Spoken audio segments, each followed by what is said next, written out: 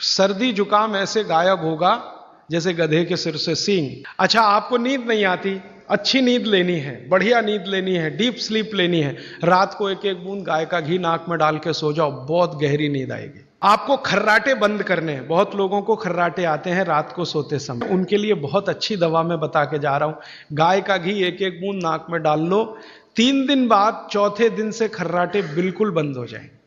दोस्तों, सबसे पहले तो चैनल सब्सक्राइब करें, फिर लाइक, कमेंट और शेयर करें।